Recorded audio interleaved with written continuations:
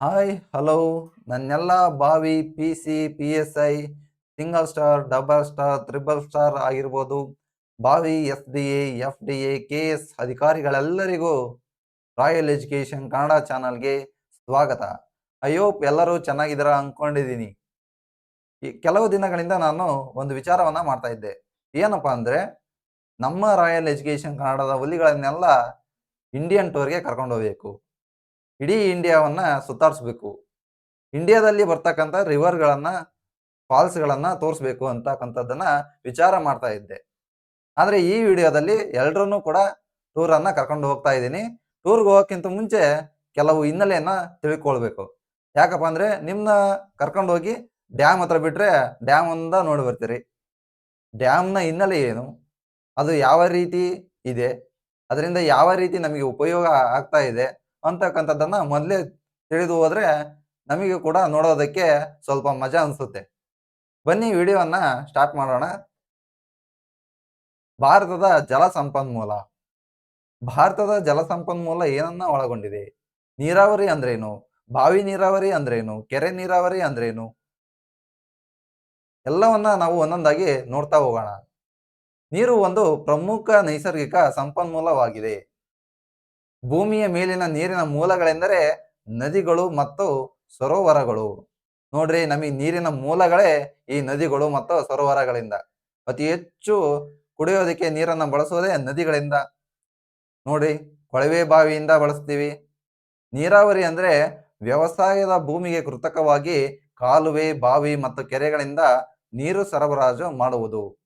ನೋಡ್ರಿ, ನೀರಾವರಿ ಅಂದ್ರೆ ಏನು ಅಂತ ಕೇಳೋದಿಲ್ಲ ನಿಮಗೆ ಕ್ವಶನ್. ನೀರಾವರಿಯಲ್ಲಿ ಬರ್ತಕ್ಕಂಥ ವಿಧಗಳ ಬಗ್ಗೆ ಕ್ವಶನ್ ಅನ್ನ ರೈಸ್ ಮಾಡ್ತಾರೆ. ವ್ಯವಸಾಯದ ಭೂಮಿಗೆ ಕೃತಕವಾಗಿ ಕಾಲುವೆ ಆಗಿರ್ಬೋದು, ಬಾವಿ ಆಗಿರ್ಬೋದು, ಕೆರೆಗಳಿಂದ ಆಗಿರ್ಬೋದು, ಈ ಎಲ್ಲಾ ಮೂಲಗಳಿಂದ ನೀರನ್ನ ಸರಬರಾಜು ಮಾಡುವುದೇ ನೀರಾವರಿ ಅಂತ ಕರಿತೀವಿ.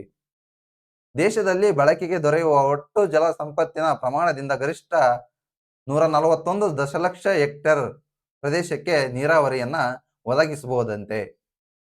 ನೋಡ್ರಿ, ಇದಿಷ್ಟು ನೀರಾವರಿ ಬಗ್ಗೆ ತಿಳ್ಕೊಂಡ್ವಿ. ಹಾಗಾದ್ರೆ ಡ್ಯಾಮ್ ಬಗ್ಗೆ ನೋಡ್ತಾ ಹೋಗೋಣ. ನೆಕ್ಸ್ಟ್ ಈ ಸ್ಲೈಡ್ ಆಮೇಲೆ ನೋಡ್ತಾ ಹೋಗೋಣ. ನಿಮಗಿದು ತಿಳಿದಿರಲಿ, ನದಿಗಳ ಮೂಲಕ ಹರಿಯುವ ನೀರಿನ ಪ್ರಮಾಣ ಎಷ್ಟಪ್ಪ ಅಂದ್ರೆ 1869 ಬಿಲಿಯನ್ ಘನ ಕಿಲೋಮೀಟರ್. ನೋಡ್ರಿ, ವೆರಿ ವೆರಿ ಇಂಪಾರ್ಟೆಂಟ್ ಆಗಿರ್ತಕ್ಕಂಥದ್ದು. 1869 ಬಿಲಿಯನ್ ಘನ ಮೀಟರ್ ನೀರಿನ ನದಿಗಳ ಮೂಲಕ ಹರಿಯುವ ನೀರಿನ ಪ್ರಮಾಣ ಅಂತೆ. ಇದರಲ್ಲಿ ಬಳಸಿಕೊಳ್ಳಬಹುದಾದ ನೀರಿನ ಪ್ರಮಾಣ ಎಷ್ಟಪ್ಪ ಅಂದ್ರೆ 690 ದಶಲಕ್ಷ ಕಿಲೋಮೀಟರ್. ನೋಡ್ರಿ, ಅಂತರ್ಜಲದ ಪ್ರಮಾಣ ಎಷ್ಟಪ್ಪ ಅಂದ್ರೆ 432 ದಶಲಕ್ಷ ಘನ ಕಿಲೋಮೀಟರ್ ನೀರಿನ ಪ್ರಮಾಣವನ್ನ ನಾವು ಬಳಸ್ಕೊಳ್ಳೋದು. ದೇಶದಲ್ಲಿ ಬಳಕೆಗೆ ದೊರೆಯುವ ಒಟ್ಟು ಜಲಸಂಪತ್ತಿನ ಪ್ರಮಾಣ ಎಷ್ಟಪ್ಪ ಅಂದ್ರೆ 1122 ಬಿಲಿಯನ್ ಘನ ಕಿಲೋಮೀಟರ್. ನೋಡ್ರಿ, ವೆರಿ ವೆರಿ ಇಂಪಾರ್ಟೆಂಟ್ ಆಗಿರ್ತಕ್ಕಂಥದ್ದು. ದೇಶದಲ್ಲಿ ಬಳಕೆಗೆ ದೊರೆಯುವ ಒಟ್ಟು ಜಲಸಂಪತ್ತಿನ ಪ್ರಮಾಣ ಎಷ್ಟು ಅಂತ ಕೇಳ್ತಾರೆ ಕ್ವಶನ್ ಅನ್ನ. ವೆರಿ ವೆರಿ ಇಂಪಾರ್ಟೆಂಟ್ ಆಗಿರ್ತಕ್ಕಂಥದ್ದು. 1122 ಬಿಲಿಯನ್ ಘನ ಕಿಲೋಮೀಟರ್ ಅನ್ನ ನಾವು ಬಳಸ್ತೀವಿ. ಹಾಗಾದ್ರೆ 1 ಹೆಕ್ಟೇರ್ ಅಂದ್ರೆ ಏನು?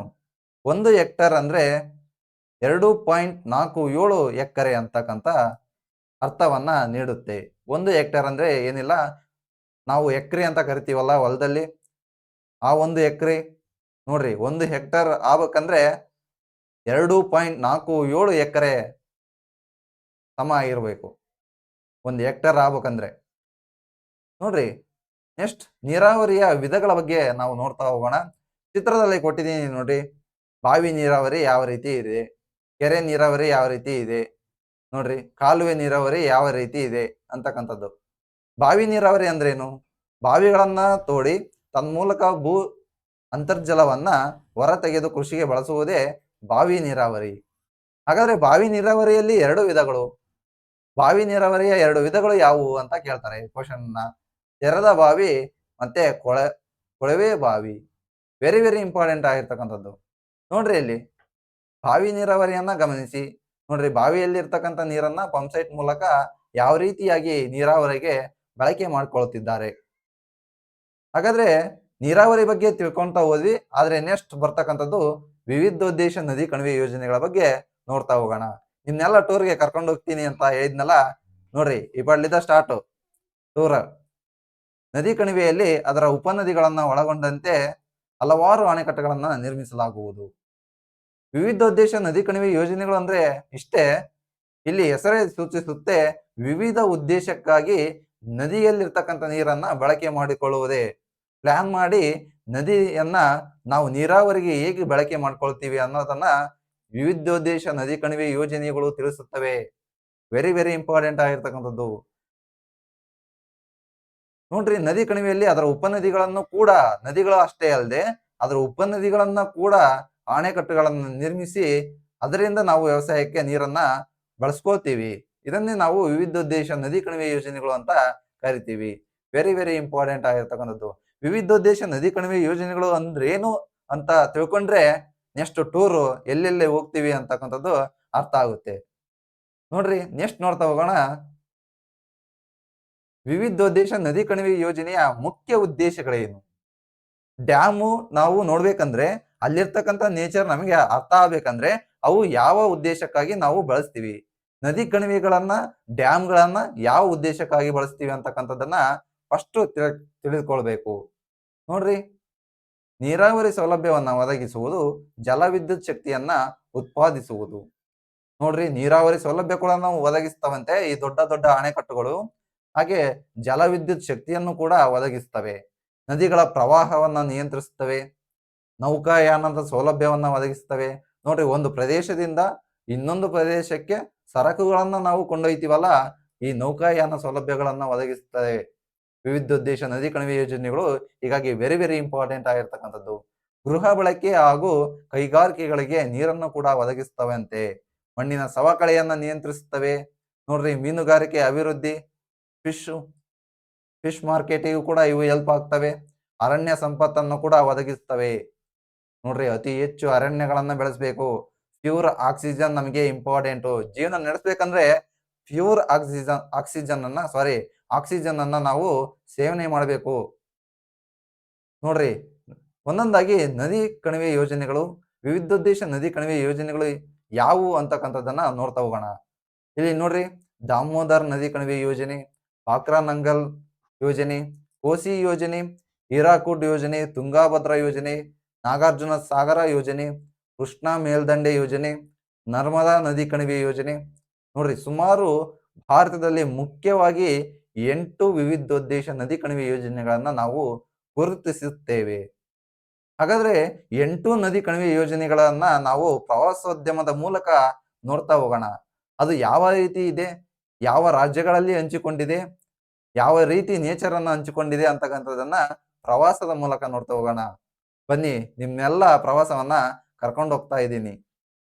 ನೋಡ್ರಿ, ದಾಮೋದರ್ ನದಿ ಕಣಿವೆ ಯೋಜನೆ ನೀವು ಇಲ್ಲಿ ನೋಡ್ತಾ ಇರ್ಬೋದು. ನೋಡ್ರಿ, ದಾಮೋದರ್ ನದಿ ಕಣಿವೆ ಯೋಜನೆ ಯಾವ ರೀತಿ ಹಂಚಿಕೊಂಡಿದೆ. ಸ್ವತಂತ್ರ ಭಾರತದ ಮೊಟ್ಟ ಮೊದಲ ವಿವಿಧೋದ್ದೇಶ ನದಿ ಕಣಿವೆ ಯೋಜನೆಯೇ ದಾಮೋದರ ನದಿ ಕಣಿವೆ ಯೋಜನೆ. ದಾಮೋದರ ನದಿ ಕಣಿವೆ ಯೋಜನೆಯನ್ನ ನಾವು ಈ ರೀತಿಯಾಗಿ ಮ್ಯಾಪ್ನ ಮೂಲಕ ನೋಡಬಹುದು. ನೋಡ್ರಿ, ಪ್ರವಾಸೋದ್ಯಮ ಕರ್ಕೊಂಡು ಹೋಗ್ತೀನಿ ಅನ್ನೆಲ್ಲ ಈ ರೀತಿಯಾಗಿ ನೋಡ್ರಿ. ಗಂಗಾ ನದಿಯ ಒಂದು ಹಂಚಿಕೆಯಲ್ಲಿ ದಾಮೋದರ್ ನದಿ ಕಣಿವೆ ಯೋಜನೆ ಕಂಡು ಬರುತ್ತದೆ. ಪಶ್ಚಿಮ ಬಂಗಾಳದ ಅತಿ ಮುಖ್ಯವಾದ ನದಿ ಕಣಿವೆ ಯೋಜನೆ.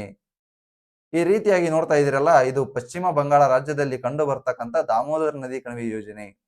ನೋಡ್ರಿ, ವೆರಿ ವೆರಿ ಇಂಪಾರ್ಟೆಂಟ್ ಆಗಿರ್ತಕ್ಕಂಥದ್ದು. ಕೇವಲ ಪಶ್ಚಿಮ ಬಂಗಾಳ ರಾಜ್ಯಕ್ಕೆ ಹೆಲ್ಪ್ ಆಗೋದಿಲ್ಲ, ಬಿಹಾರ ರಾಜ್ಯ ಕೂಡ ಹೆಲ್ಪ್ ಅನ್ನ ತೆಗೆದುಕೊಳ್ಳುತ್ತೆ ದಾಮೋದರ್ ನದಿ ಕಣಿವೆ ಯೋಜನೆಯಿಂದ. ಛತ್ತೀಸ್ಗಢ ಕೂಡ, ಜಾರ್ಖಂಡ್ ರಾಜ್ಯ ಕೂಡ ಇದುಗಳ ಹಂಚಿಕೆಯ ಮೂಲಕ ಹಲವಾರು ನೀರಾವರಿ ಯೋಜನೆಗೆ ಸೌಲಭ್ಯವನ್ನ ದಾಮೋದರ್ ನದಿ ಕಣಿವೆ ಯೋಜನೆ ಹೆಲ್ಪ್ ಮಾಡುತ್ತೆ. ಹಾಗಾದ್ರೆ ಒಂದೊಂದಾಗಿ ನೋಡ್ತಾ ಹೋಗೋಣ ದಾಮೋದರ್ ನದಿ ಕಣಿವೆ ಯೋಜನೆಗಳ ಬಗ್ಗೆ. ಇದು ಬಿಹಾರದ ಹಾಗೂ ಪಶ್ಚಿಮ ಬಂಗಾಳ ರಾಜ್ಯಗಳು ಜೊತೆಗೂಡಿ ಕೈಗೊಂಡ ಯೋಜನೆಗಳು ಆಗಿದೆ. ದಾಮೋದರ್ ನದಿ ಕಣಿವೆ ಯೋಜನೆಯು ಸ್ವತಂತ್ರ ಭಾರತದ, ನೋಡ್ರಿ, ಈಗ ತಾನೇ ಹೇಳಿದೆ, ಸ್ವತಂತ್ರ ಭಾರತದ ಮೊದಲನೆಯ ವಿವಿಧೋದ್ದೇಶ ನದಿ ಕಣಿವೆ ಯೋಜನೆ. ಪಶ್ಚಿಮ ಬಂಗಾಳದ ಕಣ್ಣೀರಿನ ನದಿ ಅಂತ ಕರಿತೀವಿ ಈ ದಾಮೋದರ್ ನದಿ ಕಣಿವೆ ಯೋಜನೆಯನ್ನ. ಯಾಕೆ ಅಂದ್ರೆ ಈ ಒಂದು ನದಿ ಕಣಿವೆ ಯೋಜನೆ ಇಡೀ ನದಿ ಪ್ರವಾಹದಿಂದ ಪಶ್ಚಿಮ ಬಂಗಾಳದಲ್ಲಿ ಹಲವಾರು ಜನರಿಗೆ ಅಪಾರ ಹಾನಿಯನ್ನ ಉಂಟು ಮಾಡುತ್ತೆ. ಆಸ್ತಿಗಳಿಗೂ ಕೂಡ ಅಪಾರ ಹಾನಿಯನ್ನ ಉಂಟು ಮಾಡುತ್ತೆ. ಜೀವ ಹಾನಿ ಕೂಡ ಉಂಟು ಮಾಡುತ್ತೆ. ಹಾಗಾಗಿ ಪಶ್ಚಿಮ ಬಂಗಾಳದ ಕಣ್ಣೀರಿನ ನದಿ ಅಂತ ಕರಿತೀವಿ ಈ ದಾಮೋದರ್ ನದಿ ಕಣಿವೆ ಯೋಜನೆಯನ್ನ. Very very important. ಹಲವಾರು ಕಾಂಪಿಟೇಟಿವ್ ಎಕ್ಸಾಮ್ಸ್ಗೆ ಕೇಳ್ತಾ ಹೋಗಿದರೆ ಪಶ್ಚಿಮ ಬಂಗಾಳದ ಕಣ್ಣೀರಿನ ನದಿ ಅಂತ ಯಾವ ವಿವಿಧೋದ್ದೇಶ ನದಿ ಕಣಿವೆ ಯೋಜನೆಯನ್ನ ಕರೆಯುತ್ತೇವೆ ಅಂತ ಕೇಳಿದ್ದಾರೆ. ದಾಮೋದರ್ ನದಿ ಕಣಿವೆ ಯೋಜನೆ ಅಂತಕ್ಕಂಥದ್ದು ಉತ್ತರ ಆಗಿದೆ. ನೋಡ್ರಿ, ನೀವು ನೋಡ್ತಾ ಹೋಗ್ರಿ ಒಂದೊಂದಾಗಿ. ಹಾಗಾದ್ರೆ ಎರಡನೇ ನದಿ ಕಣಿವೆ ಯೋಜನೆ ಯಾವುದು ಅಂದ್ರೆ ಭಾಕ್ರಾನಂಗಲ್ ನದಿ ಕಣಿವೆ ಯೋಜನೆ. ಚಿತ್ರದಲ್ಲಿ ನೀವು ನೋಡ್ತಾ ಇರಬಹುದು, ಇದು ಭಾಕ್ರಾನಂಗಲ್ ಯೋಜನೆ. ನೋಡ್ರಿ ಎಷ್ಟೊಂದು ದೊಡ್ಡ ಡ್ಯಾಮ್ ಇದೆ. ಇಡೀ ಇಂಡಿಯಾಕ್ಕೆ ಎರಡನೇ ಅತಿ ದೊಡ್ಡ ಅಣೆಕಟ್ಟೆ ಈ ಭಾಕ್ರಾನಂಗಲ್ ಯೋಜನೆ. ನೋಡ್ರಿ, ಇಲ್ಲಿ ನೀವು ನೋಡ್ತಾ ಇರಬಹುದು ಭಾಕ್ರಾನಂಗಲ್ ಅಣೆಕಟ್ಟು ಯಾವ ರೀತಿಯಾಗಿದೆ ಅಂತಕ್ಕಂಥದ್ದು. ಹಾಗಾದ್ರೆ ಭಾಕ್ರಾನಂಗಲ್ ಯೋಜನೆ ಯಾವ ರಾಜ್ಯದಲ್ಲಿ ಕಂಡು ಬರುತ್ತದೆ ಅಂದ್ರೆ ಹಿಮಾಚಲ ಪ್ರದೇಶದಲ್ಲಿ ಕಂಡು ಬರುತ್ತದೆ. ಯಾವ ನದಿಗೆ ನಿರ್ಮಿಸಲಾಗಿದೆ ಅಂದ್ರೆ ಸಟ್ಲೇಜ್ ನದಿಗೆ. ವೆರಿ ವೆರಿ ಇಂಪಾರ್ಟೆಂಟ್ ಆಗಿರ್ತಕ್ಕಂಥದ್ದು, ಸಟ್ಲೇಜ್ ನದಿಗೆ ಈ ಭಾಕ್ರಾನಂಗಲ್ ಅಣೆಕಟ್ಟನ್ನ ಕಟ್ಟಲಾಗಿದೆ. ಹಾಗಾದ್ರೆ ಸಟ್ಲೇಜ್ ನದಿ ಯಾವ ನದಿಯ ಉಪನದಿ? ಸಿಂಧೂ ನದಿಯ ಉಪನದಿ. ಈ ರೀತಿಯಾಗಿ ಲಿಂಕ್ ಕೊಡ್ತಾ ಓದ್ತಾ ಹೋದ್ರೆ ನಾವು ಎಲ್ಲಾ ಯೋಜನೆಗಳ ಸಂಪೂರ್ಣ ಮಾಹಿತಿಯನ್ನ ತಿಳ್ಕೋಬಹುದು. ಎಕ್ಸಾಮ್ಗೆ ಯಾವ ರೀತಿ ಕ್ವಶನ್ ಅನ್ನ ಕೊಟ್ಟರು ಕೂಡ ಅಟೆಂಡ್ ಮಾಡಬಹುದು. ನೋಡ್ರಿ, ವೆರಿ ವೆರಿ ಇಂಪಾರ್ಟೆಂಟ್ ಆಗಿರ್ತಕ್ಕಂಥದ್ದು. ಒಂದೊಂದಾಗಿ ನೋಡ್ತಾ ಹೋಗ್ರಿ ನೀವು ಕೂಡ. ಇದು ಭಾರತದಲ್ಲಿಯೇ ಪ್ರಮುಖವಾದ ವಿವಿಧೋದ್ದೇಶ ನದಿ ಕಣಿವೆ ಯೋಜನೆ. ನೋಡ್ರಿ, ಪಂಜಾಬ್, ಹರಿಯಾಣ ಮತ್ತು ರಾಜಸ್ಥಾನ ರಾಜ್ಯಗಳ ಸಂಯುಕ್ತ ಯೋಜನೆ ಈ ಭಾಕ್ರಾನಂಗಲ್ ಯೋಜನೆ. ಹಿಮಾಚಲ ಪ್ರದೇಶದ ಭಾಕ್ರಾ ಮತ್ತು ನಂಗಲ್ ಎಂಬಲ್ಲಿ ಸಟ್ಲೇಜ್ ನದಿಗೆ ಅಣೆಕಟ್ಟನ್ನ ನಿರ್ಮಿಸಲಾಗಿದೆ. ವೆರಿ ವೆರಿ ಇಂಪಾರ್ಟೆಂಟ್ ಆಗಿರ್ತಕ್ಕಂಥದ್ದು, ಹಿಮಾಚಲ ಪ್ರದೇಶ ರಾಜ್ಯದಲ್ಲಿ. ಈಗ ತಾನೇ ಹೇಳಿದೆ ನಿಮಗೆ. ಈ ಯೋಜನೆಯ ಸುಮಾರು 3402 ಕಿಲೋಮೀಟರ್ ಉದ್ದವಾದ ಕಾಲುವೆಗಳ ಜಾಲವನ್ನ ಹೊಂದಿದ್ದು 14.6 ಲಕ್ಷ ಹೆಕ್ಟೇರ್ ಭೂಮಿಗೆ ನೀರಾವರಿ ಸೌಲಭ್ಯವನ್ನ ಒದಗಿಸುತ್ತದೆ ಅಂತೆ. ಇಲ್ಲಿ ಒಂದು ಪಾಯಿಂಟ್ಸ್ ಬಿಟ್ಟಿದ್ದೆ, ಏನಪ್ಪಾ ಅಂದ್ರೆ ದಾಮೋದರ್ ನದಿ ಕಣಿವೆ ಯೋಜನೆ ಸುಮಾರು 2495 ಕಿಲೋಮೀಟರ್ ಉದ್ದವಾದ ಕಾಲುವೆಗಳ ಜಾಲವನ್ನ ಹೊಂದಿದೆ ಅಂತೆ. ಸುಮಾರು 4.5 ಲಕ್ಷ ಹೆಕ್ಟೇರ್ ಭೂಮಿಗೆ ನೀರಾವರಿ ಸೌಲಭ್ಯವನ್ನ ಒದಗಿಸುತ್ತದೆ. ನೋಡ್ರಿ, ಮೊಟ್ಟ ಮೊದಲನೇದಾಗಿ ಗಮನಿಸಿದ್ವಿ ದಾಮೋದರ್ ನದಿ ಕಣಿವೆ ಯೋಜನೆ ಬಗ್ಗೆ ಹೇಳ್ತಾ ಇದ್ದೀನಿ. ಇಲ್ಲಿ ಕನ್ಫ್ಯೂಸ್ ಆಗ್ಬೇಡ್ರಿ. ನೋಡ್ರಿ, ಬೊಕಾರೋ, ಚಂದ್ರಾಪುರ, ದುರ್ಗಾಪುರಗಳಲ್ಲಿ ಶಾಖೋತ್ಪನ್ನ ವಿದ್ಯುತ್ಗಾರಗಳನ್ನು ನಿರ್ಮಿಸಲಾಗುತ್ತಿದೆ ಅಂತೆ ದಾಮೋದರ್ ನದಿ ಕಣಿವೆ ಯೋಜನೆಗಳಲ್ಲಿ. ವೆರಿ ವೆರಿ ಇಂಪಾರ್ಟೆಂಟ್ ಆಗಿರ್ತಕ್ಕಂಥದ್ದು ಶಾಖೋತ್ಪನ್ನ ವಿದ್ಯುತ್ಗಾರಗಳು. 3 ವೆರಿ ವೆರಿ ಇಂಪಾರ್ಟೆಂಟ್ ಆಗಿರ್ತಕ್ಕಂಥದ್ದು, ನೋಟ್ ಮಾಡ್ಕೊಳ್ಳಿ. ಬೊಕಾರೋ, ಚಂದ್ರಾಪುರ, ದುರ್ಗಾಪುರ 3 ಶಾಖೋತ್ಪನ್ನ ವಿದ್ಯುತ್ಗಾರಗಳನ್ನ ಯಾವ ನದಿ ಕಣಿವೆ ಯೋಜನೆಗೆ ನಿರ್ಮಿಸಲಾಗಿದೆ ಅಂದ್ರೆ ದಾಮೋದರ್ ನದಿ ಕಣಿವೆ ಯೋಜನೆಗೆ. ಈ ಯೋಜನೆಯಿಂದ ಜಾರ್ಖಂಡ್, ಪಶ್ಚಿಮ ಬಂಗಾಳ ರಾಜ್ಯಗಳು ಉಪಯೋಗವನ್ನ ಪಡಿತಾ ಇದ್ದಾವೆ. ಭಾಕ್ರಾನಂಗಲ್ ಯೋಜನೆ ಬಗ್ಗೆ ನೋಡ್ತಾ ಹೋಗೋಣ. ಇಲ್ಲಿ ನೋಡ್ರಿ, 14.6 ಲಕ್ಷ ಹೆಕ್ಟೇರ್ ಭೂಮಿಗೆ ನೀರಾವರಿ ಸೌಲಭ್ಯವನ್ನ ಒದಗಿಸ್ತಾ ಇದೆ ಭಾಕ್ರಾನಂಗಲ್ ನದಿ ಕಣಿವೆ ಯೋಜನೆ. ನೆಕ್ಸ್ಟ್ ನೋಡ್ತಾ ಹೋಗೋಣ. ಭಾಕ್ರಾನಂಗಲ್ ನದಿ ಕಣಿವೆ ಯೋಜನೆಯ ಸಂಪೂರ್ಣ ಚಿತ್ರವನ್ನ ಇಲ್ಲಿ ಕೊಟ್ಟಿದ್ದೇನೆ, ನೀವು ಕೂಡ ನೋಡ್ರಿ. ಬಾಕ್ರಾ ಡ್ಯಾಮ್ ಯಾವ ರೀತಿಯಾಗಿದೆ? ಬಾಕ್ರಾ ಡ್ಯಾಮೇ ಬೇರೆ, ನಂಗಲ್ ಡ್ಯಾಮೇ ಬೇರೆ. ನಾವು ಇಲ್ಲಿ ಓದ್ಬೇಕಾದ್ರೆ ಭಾಕ್ರಾನಂಗಲ್ ಯೋಜನೆ ಅಂತ ಕರಿತೀವಿ. ಭಾಕ್ರಾನಂಗಲ್ ಯೋಜನೆ ಬೇರೆ, ಬಾಕ್ರಾ ಡ್ಯಾಮ್ ಬೇರೆ, ನಂಗಲ್ ಡ್ಯಾಮ್ ಬೇರೆ. ಈ ಎರಡೂ ಡ್ಯಾಮ್ಗಳನ್ನ ಸೇರಿ ನಾವು ಭಾಕ್ರಾನಂಗಲ್ ಡ್ಯಾಮ್ ಅಂತ ಕರಿತೀವಿ. ಎರಡು ಹಿಮಾಚಲ ಪ್ರದೇಶದಲ್ಲೇ ಕಂಡು ಬರ್ತವೆ. ಹಿಮಾಚಲ ಪ್ರದೇಶ ಹಾಗೂ ಪಂಜಾಬ್ ರಾಜ್ಯಗಳ ಬಾರ್ಡರ್ ನಲ್ಲಿ, ಗಡಿನಲ್ಲಿ ಕಂಡು ಬರ್ತಕ್ಕಂತ ಒಂದು ಯೋಜನೆಯಾಗಿದೆ. ನೋಡ್ರಿ, ನೋಡ್ತಾ ಹೋಗ್ರಿ ನೀವು. ಇಲ್ಲಿ ನೋಡ್ರಿ, ಸಟ್ಲೇಜ್ ನದಿ ಆಗಿರ್ಬೋದು, ಸಿಂಧು ನದಿಯ ಉಪನದಿ ಇದು ಸಟ್ಲೇಜ್ ನದಿ.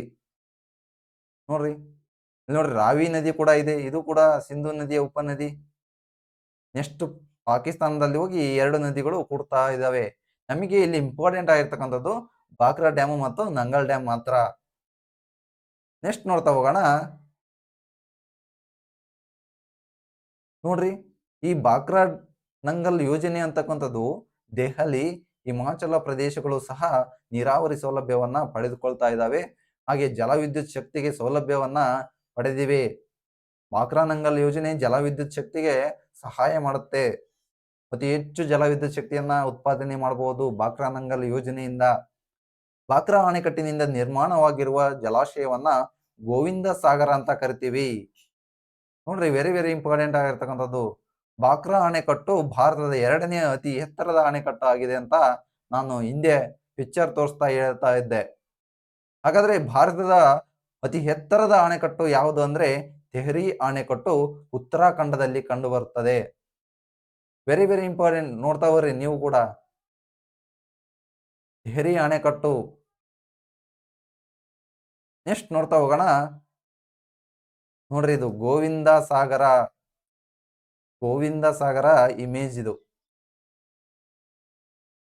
ಹಿಂದೆ ಡ್ಯಾಮಿನ ಚಿತ್ರ ಇದು, ಗೋವಿಂದ ಸಾಗರ ಡ್ಯಾಮಿನ ಚಿತ್ರ ನೀವು ನೋಡ್ತಾ ಇರಬಹುದು. ನೆಕ್ಸ್ಟ್ ನೋಡ್ತಾ ಹೋಗೋಣ. ಕೋಸಿ ಯೋಜನೆಯ ಬಗ್ಗೆ ನೋಡ್ತಾ ಹೋಗೋಣ. ನಾವು 3ನೇ ಪ್ರವಾಸಕ್ಕೆ ಬಂದಿದ್ವಿ. ಫಸ್ಟ್ನೇ ಪ್ರವಾಸವನ್ನ ದಾಮೋದರ್ ನದಿ ಕಣಿವೆ ಯೋಜನೆ ನೋಡಿದ್ವಿ. 2ನೇದಾಗಿ ಬಾಕ್ರಾ ನಂಗಲ್ ಹಿಮಾಚಲ ಪ್ರದೇಶಕ್ಕೆ ಹೋದ್ವಿ. ಈಗ 3ನೇ ಪ್ರವಾಸೋದ್ಯಮ ಕೋಸಿ ಯೋಜನೆ ಬಗ್ಗೆ ನೋಡ್ತಾ ಹೋಗೋಣ. ಇಲ್ಲಿ ನೋಡ್ರಿ, ಕೋಸಿ ಯೋಜನೆ ಭಾರತ ಮತ್ತು ನೇಪಾಳ ರಾಷ್ಟ್ರಗಳ ಗಡಿಯಲ್ಲಿ ಕಂಡು ಬರ್ತಕ್ಕಂತ ಪ್ರಮುಖ ಯೋಜನೆ. ಹಾಗಾದ್ರೆ ಇಲ್ಲಿ ನೋಡ್ತಾ ಇರಬಹುದು ನೀವು ಮ್ಯಾಪ್ ನಲ್ಲಿ, ಇದು ನೇಪಾಳ ರಾಷ್ಟ್ರ, ಇದು ಭಾರತದ ಬಿಹಾರ ರಾಜ್ಯದ ಬಾರ್ಡರ್. ನೋಡ್ರಿ ಕೋಸಿ ಯೋಜನೆ ಬಿಹಾರದ ಕಣ್ಣೀರಿನ ನದಿ ಅಂತ ಕರಿತೀವಿ.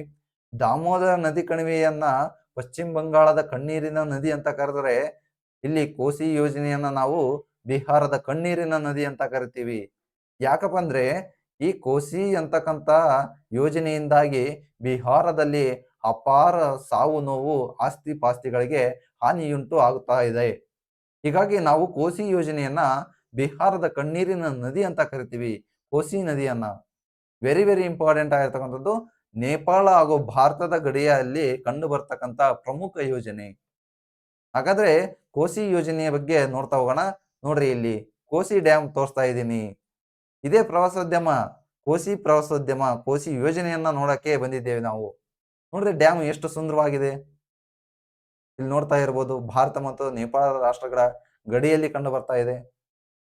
ನೋಡ್ರಿ, ನೀವು ನೋಡ್ರಿ, ಈ ಯೋಜನೆಯ ಮುಖ್ಯ ಉದ್ದೇಶವೇ ಪ್ರವಾಹ ನಿಯಂತ್ರಣ ಮಾಡೋದು. ಕೋಸಿ ನದಿಯಿಂದ ಉಂಟಾಗುವ ಪ್ರವಾಹವನ್ನ ತಡೆಯೋದೇ ಈ ಯೋಜನೆಯ ಮುಖ್ಯ ಉದ್ದೇಶ. ಕೋಸಿ ನದಿಯನ್ನ ಬಿಹಾರದ ಕಣ್ಣೀರಿನ ನದಿ ಅಂತ ಕರಿತೀವಿ ಅಂತ ಈಗ ತಾನೇ ಹೇಳಿದೆ. ಇದು ಭಾರತ ಮತ್ತು ನೇಪಾಳ ರಾಷ್ಟ್ರಗಳ ಜಂಟಿ ಯೋಜನೆಯಾಗಿದೆ. ನೋಡ್ರಿ ವೆರಿ ವೆರಿ ಇಂಪಾರ್ಟೆಂಟ್ ಆಗಿರ್ತಕ್ಕಂಥದ್ದು, ಭಾರತ ಮತ್ತು ನೇಪಾಳ ರಾಷ್ಟ್ರಗಳ ಜಂಟಿ ಯೋಜನೆ. ಭಾರತ ಮತ್ತು ನೇಪಾಳ ಗಡಿಯಲ್ಲಿ ಬರ್ತಕ್ಕಂತ ಹನುಮಾನ್ ನಗರ್ ಎಂಬಲ್ಲಿ ಕೋಸಿ ನದಿಗೆ ಅಣೆಕಟ್ಟನ್ನ ನಿರ್ಮಿಸಲಾಗಿದೆ. ಈ ಡ್ಯಾಮ್ ಅನ್ನ ಎಲ್ಲಿ ನಿರ್ಮಿಸಲಾಗಿದೆ ಅಂದ್ರೆ ಹನುಮಾನ್ ನಗರ್ ಅಂತಕ್ಕಂತ ಬಾರ್ಡರ್ ನಲ್ಲಿ ಕಂಡು ಬರ್ತಕ್ಕಂತ ಪ್ಲೇಸು. ನೇಪಾಳ ಮತ್ತು ಭಾರತ ರಾಷ್ಟ್ರದ ಗಡಿಯಲ್ಲಿ ಕಂಡು ಬರ್ತಕ್ಕಂತ ಹನುಮಾನ್ ನಗರದಲ್ಲಿ ಕೋಸಿ ಡ್ಯಾಮ್ ಅನ್ನ ಕಟ್ಟಲಾಗಿದೆ. ಹಾಗಾದ್ರೆ ಈ ಯೋಜನೆಯ ಅಡಿಯಲ್ಲಿ ಸುಮಾರು 8.75 ಲಕ್ಷ ಹೆಕ್ಟರ್ ಭೂಮಿಗೆ ನೀರಾವರಿ ಸೌಲಭ್ಯವನ್ನ ಒದಗಿಸಲಾಗಿದೆ. ಇದರಿಂದ ಉತ್ಪಾದಿಸಲಾಗುವ ವಿದ್ಯುತ್ ಶಕ್ತಿಯನ್ನ 50% ನೇಪಾಳಕ್ಕೆ ಒದಗಿಸಿ ಕೊಡ್ತಾ ಇದೀವಿ. ಭಾರತ ರಾಷ್ಟ್ರ ಇದರಲ್ಲಿ ಉತ್ಪಾದಿಸಲಾಗುತ್ತಿರುವ ವಿದ್ಯುತ್ ಶಕ್ತಿಯಲ್ಲಿ 50% ನೇಪಾಳ ರಾಷ್ಟ್ರಕ್ಕೆ ನಾವು ಕೊಡ್ತಾ ಇದ್ದೀವಿ. ಹಾಗಾದ್ರೆ ನೆಕ್ಸ್ಟ್ ನೋಡ್ತಾ ಹೋಗೋಣ. 4ನೇ ನದಿ ಕಣಿವೆ ಯೋಜನೆಯನ್ನ ನೋಡಕ್ಕೆ ಬಂದಿದ್ದೀವಿ. ಹೀರಾಕುಡ್ ಯೋಜನೆ, 4ನೇ ನದಿ ಕಣಿವೆ ಯೋಜನೆಯೇ ಹೀರಾಕುಡ್ ಯೋಜನೆ. ಹಾಗಾದ್ರೆ ಇಡೀ ಭಾರತದಲ್ಲಿ ಅತಿ ಎತ್ತರದ ಅಣೆಕಟ್ಟನ್ನ ನೋಡಿದ್ವಿ. ಇಡೀ ಭಾರತದಲ್ಲಿ ಅತಿ ಉದ್ದವಾದ ಅಣೆಕಟ್ಟು ಯಾವುದು? ಎತ್ತರಕ್ಕೂ ಉದ್ದಕ್ಕೂ ವೆರಿ ವೆರಿ ಡಿಫರೆನ್ಸ್ ಇದೆ. ವೆರಿ ವೆರಿ ಇಂಪಾರ್ಟೆಂಟ್ ಆಗಿರ್ತಕ್ಕಂಥದ್ದು. ಇಡೀ ಎತ್ತರದ ಅಣೆಕಟ್ಟು, ಭಾರತದ ಅತಿ ಎತ್ತರದ ಅಣೆಕಟ್ಟು ತೆಹರಿ ಅಣೆಕಟ್ಟು, ಭಾರತದ 2ನೇ ಅತಿ ಎತ್ತರದ ಅಣೆಕಟ್ಟು ಬಾಕ್ರಾನಂಗಲ್ ಅಣೆಕಟ್ಟು, ಭಾರತದ ಅತಿ ಉದ್ದವಾದ ಅಣೆಕಟ್ಟು ಹೀರಾಕುಡ್ ಅಣೆಕಟ್ಟು. ಇಲ್ಲಿ ನೋಡ್ತಾ ಇರಬಹುದು ಹೀರಾಕುಡ್ ಡ್ಯಾಮ್ ಅನ್ನ ನೀವು ನೋಡ್ರಿ, ವೆರಿ ವೆರಿ ಇಂಪಾರ್ಟೆಂಟ್ ಆಗಿರ್ತಕ್ಕಂಥದ್ದು. ಮಹಾನದಿಗೆ ಇದನ್ನ ನಿರ್ಮಿಸಲಾಗಿದೆ. ನೋಡ್ರಿ ಮಹಾನದಿಯನ್ನ ನೋಡ್ತಾ ಇದ್ದೀರಲ್ಲ ನೀವು, ಈ ರೀತಿಯಾಗಿ ಪಶ್ಚಿಮ ಬಂಗಾಳ ರಾಜ್ಯದಲ್ಲಿ ಹರಿತಕ್ಕಂತ ನೋಡ್ರಿ ಮಹಾನದಿ. ನೋಡ್ರಿ ಬಂಗಾಳ ಕೊಲ್ಲಿ ಸಮುದ್ರಕ್ಕೆ ಸೇರ್ತಾ ಇದೆ ಮಹಾನದಿ. ಸಾರಿ, ಪಶ್ಚಿಮ ಬಂಗಾಳ ಅಂತ ಹೇಳಿದೆ. ಇದು ಒಡಿಸ್ಸಾದ ಕಣ್ಣೀರಿನ ನದಿ ಅಂತ ಕರಿತೀವಿ ಮಹಾನದಿಯನ್ನ. ವೆರಿ ವೆರಿ ಇಂಪಾರ್ಟೆಂಟ್ ಆಗಿರ್ತಕ್ಕಂಥದ್ದು. ಇಲ್ಲಿ ನೀವು ನೋಡ್ತಾ ಇರ್ಬೋದು, ಈ ಒಂದು ಪಾಯಿಂಟ್ ನಲ್ಲಿ ಹೀರಾಕುಡ್ ಡ್ಯಾಮ್ ಕಂಡು ಬರ್ತಾ ಇದೆ. ನೋಡ್ರಿ ಭಾರತದ ಅತಿ ಉದ್ದವಾದ ಅಣೆಕಟ್ಟು ಅಂತ ಹೇಳಿದೆ ಈಗ ತಾನೇ. ಹೀರಾಕುಡ್ ಅಣೆಕಟ್ಟು ನೋಡ್ರಿ, ಇಮೇಜ್ ಅನ್ನ ನೋಡ್ತಾ ಹೋಗ್ರಿ. ನೋಡಿ 3D ಪ್ರಿಂಟೆಡ್ ತಗೊಂಡ್ಬಂದಿದ್ದೀನಿ. ನೋಡ್ರಿ ಹೀರಾಕುಡ್ ಅಣೆಕಟ್ಟು ಯಾವ ರೀತಿ ಆಗಿದೆ. ಈ ರೀತಿಯಾಗಿ ನೋಡ್ತಾ ಇದ್ದೀರಿ. ಇಲ್ಲಿ ಹೀರಾಕುಡ್ ಅಣೆಕಟ್ಟು ಕಂಡು ಬರ್ತಾ ಇದೆ. ಮಹಾನದಿ ನೋಡ್ರಿಪ್ಪ ಇದು. ಮಹಾನದಿ ಬಂಗಾಳ ಕೊಲ್ಲಿಯನ್ನ ಸೇರ್ತಾ ಇದೆ. ಬಂಗಾಳ ಕೊಲ್ಲಿ ಸಮುದ್ರವನ್ನ ಒಡಿಶಾದ ಕಣ್ಣೀರಿನ ನದಿ ಅಂತ ಕರಿತೀವಿ. ಹಾಗಾದ್ರೆ ಹೀರಾಕುಡ್ ಅಣೆಕಟ್ಟನ್ನ ಎಲ್ಲಿ ನಿರ್ಮಿಸಲಾಗಿದೆ ಅಂತ ನೋಡ್ತಾ ಹೋದ್ರೆ ಸಂಬಲ್ಪುರ್ ಅಂತಕ್ಕಂತ ಡಿಸ್ಟಿಕ್ ನಲ್ಲಿ ನೋಡ್ರಿ, ಸಂಬಲ್ಪುರ್ ಜಿಲ್ಲೆ ಒಡಿಶಾದ ರಾಜ್ಯದ ಸಂಬಲ್ಪುರ್ನಲ್ಲಿ ಹೀರಾಕುಡ್ ಅಣೆಕಟ್ಟನ್ನು ನಿರ್ಮಿಸಲಾಗಿದೆ. ನೋಡ್ರಿ, ವೆರಿ ವೆರಿ ಇಂಪಾರ್ಟೆಂಟ್ ಆಗಿರ್ತಕ್ಕಂಥದ್ದು. ಒಡಿಶಾದ ಸಂಬಲ್ಪುರ ಜಿಲ್ಲಾ ಕೇಂದ್ರದ ಸಮೀಪ ಮಹಾನದಿಗೆ ಈ ಅಣೆಕಟ್ಟನ್ನು ನಿರ್ಮಿಸಲಾಗಿದೆ ಅಂತಕ್ಕಂಥದ್ದನ್ನ ಈಗ ತಾನೇ ಹೇಳಿದೆ. ಈ ನದಿಯನ್ನ ಒಡಿಶಾದ ಕಣ್ಣೀರಿನ ನದಿ ಅಂತ ಈಗ ತಾನೇ ಹೇಳಿದೆ. ಹಾಗೆ ಹೀರಾಕುಡ್ ಅಣೆಕಟ್ಟು 4801 ಮೀಟರ್, ಸುಮಾರು ಅಂದ್ರೆ 4.5 ಕಿಲೋಮೀಟರ್ ಉದ್ದವಾಗಿದೆ. ಭಾರತದಲ್ಲಿ ಅತ್ಯಂತ ಉದ್ದವಾದ ಅಣೆಕಟ್ಟು ಇದು. ಸುಮಾರು 2.54 ಲಕ್ಷ ಹೆಕ್ಟೇರ್ ಭೂಮಿಗೆ ನೀರಾವರಿ ಸೌಲಭ್ಯವನ್ನ ಒದಗಿಸ್ತಾ ಇದೆ. ಇದರಿಂದ ಒಡಿಶಾ, ಬಿಹಾರ, ಛತ್ತೀಸ್ಗಢ ರಾಜ್ಯಗಳು ನೀರಾವರಿ ಹಾಗೂ ಜಲ ವಿದ್ಯುತ್ ಶಕ್ತಿ ಸೌಲಭ್ಯವನ್ನ ಪಡಿತಾ ಇದ್ದಾವೆ. ನೋಡ್ರಿ, ವೆರಿ ವೆರಿ ಇಂಪಾರ್ಟೆಂಟ್ ಆಗಿರ್ತಕ್ಕಂಥದ್ದು. ಹೀರಾಕುಡ್ ಅಣೆಕಟ್ಟು ಬಗ್ಗೆ ನಾವು ಸುಂದರವಾಗಿರ್ತಕ್ಕಂಥ ನೇಚರ್ ಅನ್ನ ನೋಡ್ತಾ ಹೋಗಿದ್ವಿ. ಬಟ್ 5ನೇ ಪ್ರವಾಸೋದ್ಯಮ, 5ನೇ ನದಿ ಕಣಿವೆ ಯೋಜನೆ ತುಂಗಭದ್ರಾ ಯೋಜನೆ. ನಮ್ಮ ಕರ್ನಾಟಕ ರಾಜ್ಯದಲ್ಲಿ ಇರ್ತಕ್ಕಂಥ ತುಂಗಭದ್ರಾ ಯೋಜನೆ ಬ್ಯೂಟಿಫುಲ್ ನೇಚರ್ ಇದೆ ನೋಡ್ರಿ. ನೋಡ್ರಿ, ಬ್ಯೂಟಿಫುಲ್ ಆಗಿರ್ತಕ್ಕಂಥ ನೇಚರು. ಇಡೀ ಕರ್ನಾಟಕದಲ್ಲಿ ಅತಿ ಉದ್ದವಾಗಿರ್ತಕ್ಕಂಥದ್ದು ತುಂಗಭದ್ರಾ ಡ್ಯಾಮು. ನೋಡ್ರಿ, ಈಗಿನ ವಿಜಯನಗರ ಜಿಲ್ಲೆ ಹೊಸಪೇಟೆ ಬಳಿ ಬರ್ತಕ್ಕಂಥ ಮಲ್ಲಾಪುರಂ ಆ ಒಂದು ಸ್ಥಳದಲ್ಲಿ, ಆ ಒಂದು ಗ್ರಾಮದಲ್ಲಿ ತುಂಗಭದ್ರಾ ಡ್ಯಾಮ್ ಅನ್ನ ಕಟ್ಟಿದ್ದೇವೆ. ಕರ್ನಾಟಕ ಮತ್ತು ಆಂಧ್ರ ಪ್ರದೇಶ ರಾಜ್ಯಗಳ ಸಮ್ಮಿಲನದಿಂದ ಈ ಒಂದು ಯೋಜನೆಯನ್ನ ಹಾಕಿಕೊಳ್ಳಲಾಗಿದೆ. ನೋಡ್ರಿ, ಸುಂದರವಾದ ನೇಚರ್ ಇದೆ, ನೀವು ಕೂಡ ಗಮನಿಸಿ. ನೋಡ್ರಿ, ಲೈಟ್ ಶೋ ರಾತ್ರಿ 8 ಗಂಟೆಗೆ ಹೋಗ್ರಿ, ಅಲ್ಲಿ ತುಂಗಭದ್ರಾ ಡ್ಯಾಮ್ ಅನ್ನ. ಬ್ಯೂಟಿಫುಲ್ ಆಗಿರ್ತಕ್ಕಂಥ ನೇಚರ್. ಇಷ್ಟೊಂದು ಪ್ರವಾಸೋದ್ಯಮವನ್ನ ಎಲ್ಲಾದ್ರೂ ನೋಡಕ್ ಸಾಧ್ಯನಾ ಒಮ್ಮೆಲೆ? ನೋಡ್ರಿ, ಆಲೆ ಪಶ್ಚಿಮ ಬಂಗಾಳಕ್ಕೆ ಹೋದ್ವಿ, ಹಿಮಾಚಲ ಪ್ರದೇಶಕ್ಕೆ ಹೋಗಿ ಬಾಕ್ರಾನಂಗಲ್ ಯೋಜನೆ ನೋಡ್ಕೊಂಡ್ ಬಂದ್ವಿ, ಒಡಿಶಾದ ಹೀರಾಕುಡ್ ಡ್ಯಾಮ್ ಅನ್ನ ನೋಡ್ತಾ ಬಂದ್ವಿ. ಹಾಗೆ ತುಂಗಭದ್ರಾ ನೋಡ್ರಿ, ತುಂಗಭದ್ರಾ ಡ್ಯಾಮ್ ಅನ್ನ, ಕೋಸಿ ನದಿಗೆ ನಿರ್ಮಿಸಲಾಗಿರ್ತಕ್ಕಂಥ ಕೋಸಿ ಅಣೆಕಟ್ಟನ್ನ ಕೂಡ ನೋಡ್ಕೊಂಡ್ ಬಂದ್ವಿ. ನೇಪಾಳ ರಾಷ್ಟ್ರಕ್ಕೆ ಹೋಗಿದ್ವಿ ನೋಡ್ರಿ ನಾವು. ಈಗ ಕರ್ನಾಟಕಕ್ಕೆ ಬಂದ್ವಿ ನೋಡ್ರಿ ಒಮ್ಮೆ. ನೋಡ್ರಿ, ಯಾವುದೇ ಫ್ಲೈಟ್ ಇಲ್ಲ, ಏನಿಲ್ಲ, ಆರಾಮಾಗಿ ಬಂದಿದ್ದೀವಿ. ನೆಕ್ಸ್ಟ್, ತುಂಗಭದ್ರಾ ಅಣೆಕಟ್ಟಿನ ಬಗ್ಗೆ ಸಂಪೂರ್ಣವಾಗಿ ನೋಡ್ತಾ ಹೋಗೋಣ. ತುಂಗಭದ್ರಾ ಅಣೆಕಟ್ಟು ಏನಿದೆಯಲ್ಲ, ನೀರಾವರಿ ಮತ್ತು ಜಲವಿದ್ಯುತ್ ಶಕ್ತಿ ಉತ್ಪಾದನೆ ಈ ಯೋಜನೆಯ ಮುಖ್ಯ ಉದ್ದೇಶ ಆಗಿತ್ತಂತೆ. ಕರ್ನಾಟಕ ಮತ್ತು ಆಂಧ್ರ ಪ್ರದೇಶ ರಾಜ್ಯಗಳ ಸಂಯುಕ್ತ ಯೋಜನೆ. ನೋಡ್ರಿ, ಈಗ ತಾನೇ ಹೇಳಿದೆ. ಈ ಅಣೆಕಟ್ಟನ್ನ ವಿಜಯನಗರ ಜಿಲ್ಲೆಯ ಹೊಸಪೇಟೆ ಬಳಿ ಮಲ್ಲಾಪುರಂ ಎಂಬಲ್ಲಿ ತುಂಗಭದ್ರಾ ನದಿಗೆ ನಿರ್ಮಿಸಲಾಗಿದೆ. ಈ ಜಲಾಶಯವನ್ನು ನಾವು ಪಂಪಾ ಸಾಗರ, ವೆರಿ ವೆರಿ ಇಂಪಾರ್ಟೆಂಟ್, ನೋಟ್ ಮಾಡ್ಕೊಳ್ಳಿ, ಪಂಪಾ ಸಾಗರ ಅಂತ ಕರಿತೀವಿ. ಇದು ಆಂಧ್ರ ಪ್ರದೇಶ ಮತ್ತು ಕರ್ನಾಟಕದ ಸುಮಾರು 5.50 ಅಂದ್ರೆ 5.50 ಲಕ್ಷ ಹೆಕ್ಟೇರ್ ಭೂಮಿಗೆ ನೀರಾವರಿ ಸೌಲಭ್ಯವನ್ನ ಹಾಗೂ ವಿದ್ಯುತ್ ಶಕ್ತಿಯನ್ನ ಒದಗಿಸ್ತಾ ಇದೆ. ನೋಡ್ರಿ, ಇತ್ತೀಚೆಗೆ ತುಂಗಭದ್ರಾ ಅಣೆಕಟ್ಟಿನ ಒಂದು ಗೇಟು ನಾಶಗೊಂಡಿತ್ತು, ಸಂಪೂರ್ಣವಾಗಿ ಬಿದ್ದೋಗಿತ್ತು, ಹರಿದೋಗಿತ್ತು. ಡ್ಯಾಮಿನ 19ನೇ ಗೇಟು ಛಿದ್ರವಾಗಿ ಹೋಗಿತ್ತು. ನೋಡ್ರಿ, ಕ್ರಸ್ಟ್ ಗೇಟ್ ಮಾಂತ್ರಿಕ ಕನ್ನಯ್ಯ ಅಂತಕ್ಕಂಥ ಕಮಿಟಿಯನ್ನ ನೇಮಕ ಮಾಡಿದ್ರು ಡ್ಯಾಮಿನ ಒಂದು 19ನೇ ಗೇಟ್ ಅನ್ನ ಕುಂದಿಸೋಕೆ. ಆ ಒಂದು ಇಮೇಜ್ ಅನ್ನ ತೆಗೆದುಕೊಂಡು ಬಂದಿದ್ದೀನಿ. ಹೇಳ್ತಾರೆ, ಇತ್ತೀಚೆಗೆ ತುಂಗಭದ್ರಾ ಅಣೆಕಟ್ಟಿನ 19ನೇ ಗೇಟ್ ಕನ್ಸ್ಟ್ರಕ್ಷನ್ ಮಾಡೋಕೆ ಯಾವ ಸಮಿತಿಯನ್ನ ನೇಮಕ ಮಾಡಲಾಗಿತ್ತು ಅಂತ. ಕನ್ನಯ್ಯ ಸಮಿತಿ, ವೆರಿ ವೆರಿ ಇಂಪಾರ್ಟೆಂಟ್ ಆಗಿರ್ತಕ್ಕಂಥದ್ರಿ.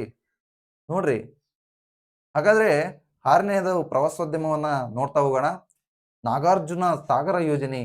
ನೋಡ್ರಿ, ಕರ್ನಾಟಕ ಮುಗಿತು, ಈ ಪಟ ಆಂಧ್ರ ಪ್ರದೇಶಕ್ಕೆ ಬಂದ್ವಿ ನಾವು.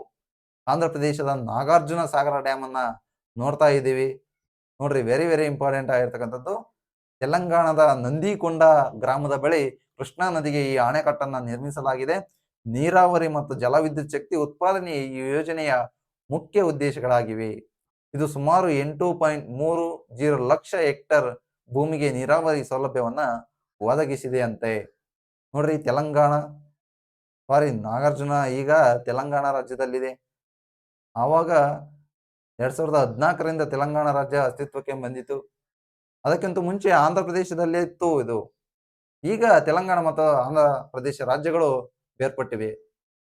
ನೋಡ್ರಿ, ತೆಲಂಗಾಣ ರಾಜ್ಯದ ನಂದಿಕೊಂಡ ಎಂಬ ಗ್ರಾಮದ ಬಳಿ ಕೃಷ್ಣಾ ನದಿಗೆ ಈ ಅಣೆಕಟ್ಟನ್ನು ನಿರ್ಮಿಸಲಾಗಿದೆ ಅಂತೆ. ಸುಮಾರು 8.30 ಲಕ್ಷ ಹೆಕ್ಟೇರ್ ಭೂಮಿಗೆ ನೀರಾವರಿ ಸೌಲಭ್ಯವನ್ನ ಒದಗಿಸಿದೆ. ಹಾಗಾದ್ರೆ 7ನೇ ನದಿ ಕಣಿವೆ ಯೋಜನೆಯ ಬಗ್ಗೆ ನೋಡ್ತಾ ಹೋಗೋಣ. ನೋಡ್ರಿ, 7ನೇ ನದಿ ಕಣಿವೆ ಯೋಜನೆ ವೆರಿ ವೆರಿ ಇಂಪಾರ್ಟೆಂಟ್ ಆಗಿರ್ತಕ್ಕಂಥದ್ದು ಕೃಷ್ಣಾ ಮೇಲ್ದಂಡೆ ಯೋಜನೆ ಅಂತಕ್ಕಂಥದ್ದು. ನೋಡ್ರಿ, ಬಂತು ಕೃಷ್ಣಾ ನದಿ ಮೇಲ್ದಂಡೆ ಯೋಜನೆ. ಈ ಮ್ಯಾಪ್ ನಲ್ಲಿ ನೋಡ್ತಾ ಇರ್ಬೋದು, ಕೃಷ್ಣಾ ನದಿ ಯಾವ ರೀತಿಯಾಗಿ ಹರಿತಾ ಇದೆ, ಯಾವ ಯಾವ ರಾಜ್ಯಗಳಲ್ಲಿ ಹರಿತಾ ಇದೆ.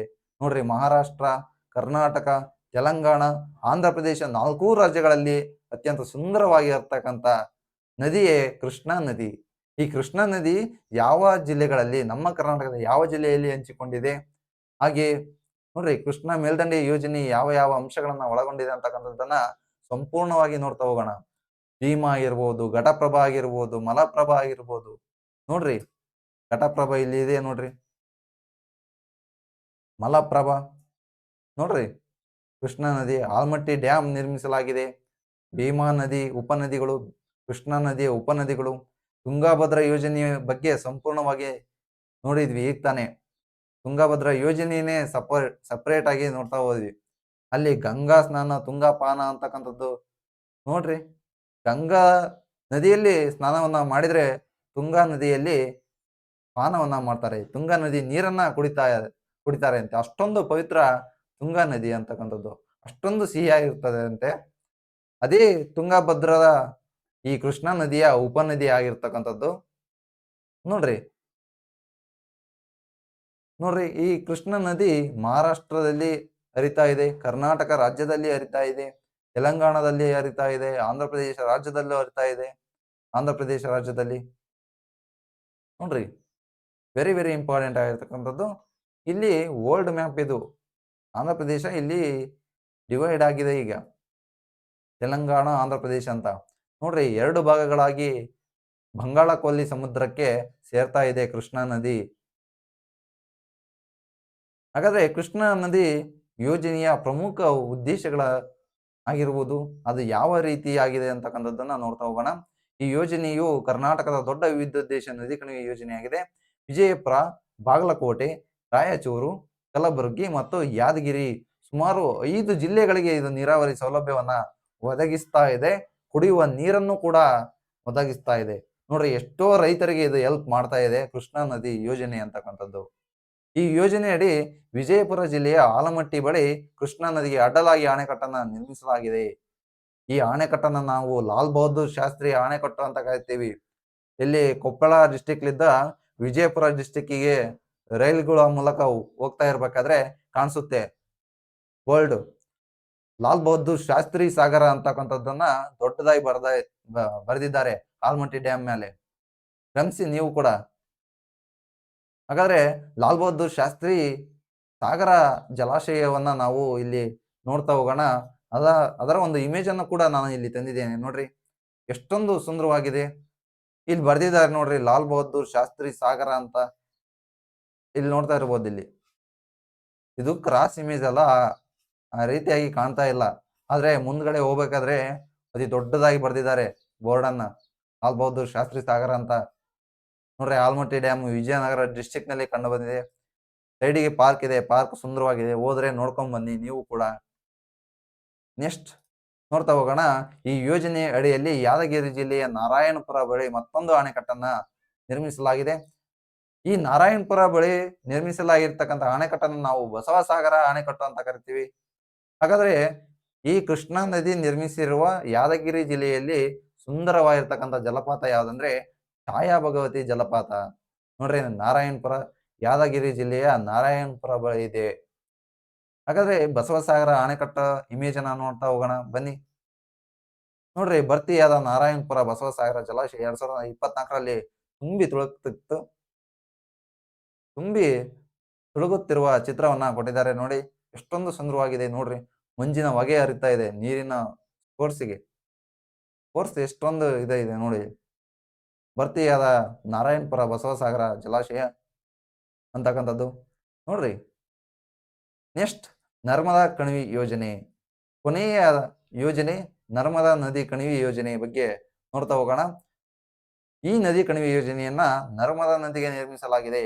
ಕೃಷ್ಣಾ ನದಿ ಕಣಿವೆ ಯೋಜನೆಯನ್ನ ಕೃಷ್ಣಾ ನದಿಗೆ ನಿರ್ಮಿಸಿದರೆ, ನರ್ಮದಾ ಕಣಿವೆ ಯೋಜನೆಯನ್ನ ನರ್ಮದಾ ನದಿಗೆ ನಿರ್ಮಿಸಲಾಗಿದೆ. ಹಾಗಾದ್ರೆ ನರ್ಮದಾ ಕಣಿವೆ ಯೋಜನೆಯಲ್ಲಿ ಹಲವಾರು ಸುಮಾರು 23 ಡ್ಯಾಮ್ಗಳು ಕಂಡು ಬರ್ತವೆ. ಅದರಲ್ಲಿ ಪ್ರಮುಖವಾಗಿ ಇಂಪಾರ್ಟೆಂಟ್ ಆಗಿರ್ತಕ್ಕಂಥದ್ದು ಸರ್ದಾರ್ ಸರೋವರ ಡ್ಯಾಮ್. ನೋಡ್ರಿ, ಸರ್ದಾರ್ ಸರೋವರ ಭಾರತದ ಉಕ್ಕಿನ ಮನುಷ್ಯ ಅಂತ ಕರಿತೀವಿ. ಸರ್ದಾರ್ ವಲ್ಲಭಾಯ್ ಪಟೇಲ್ ರವರ ಒಂದು ಇಡೀ ಇಂಡಿಯಾದಲ್ಲಿ ಮಾತ್ರ ಅಲ್ಲದೆ ಇಡೀ ಪ್ರಪಂಚದಲ್ಲಿ ಅತಿ ಎತ್ತರದ ಸ್ಟ್ಯಾಚ್ಯೂ ಇರೋದು ಸರ್ದಾರ್ ವಲ್ಲಭಾಯ್ ಪಟೇಲ್ ಅವರದ್ದು ಈ ಸರ್ದಾರ್ ಸರೋವರ ಹತ್ತಿರನೇ.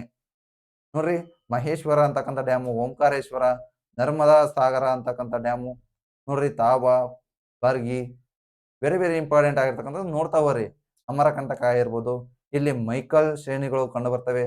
ಹಿಂದಿನ ವಿಡಿಯೋದಲ್ಲಿ ತಿಳಿಸ್ತಾ ಹೋಗಿದ್ದೆ. ಪ್ರಸ್ಥಭೂಮಿ, ದಕ್ಕನ್ ಪ್ರಸ್ಥಭೂಮಿಯಲ್ಲಿ ನಾವು ಹಿಂದಿನ ವಿಡಿಯೋದಲ್ಲಿ ನೋಡ್ತಾ ಬಂದಿದ್ವಿ. ಮೈಕಲ್ ಶ್ರೇಣಿಗಳು ಆಗಿರ್ಬೋದು, ಛೋಟಾ ನಾಗ್ಪುರ್ ಪ್ರಸ್ಥಭೂಮಿ ಆಗಿರ್ಬೋದು. ನೋಡ್ರಿ, ಪಶ್ಚಿಮ ಘಟ್ಟಗಳ ಬಗ್ಗೆ ಹೇಳಿದ್ದೆ. ಬೇರೆ ಇಂಪಾರ್ಟೆಂಟ್ ಆಗಿರ್ಬೋದ್ರಿ, ನೋಡ್ತಾ ಹೋಗ್ರಿ. ನೆಕ್ಸ್ಟ್ ನೋಡ್ತಾ ಹೋಗೋಣ. ಈ ಯೋಜನೆಯ ಪ್ರಾರಂಭದಿಂದಲೂ ವಿವಾದಗಳು ಉಂಟಾಗಿವೆ.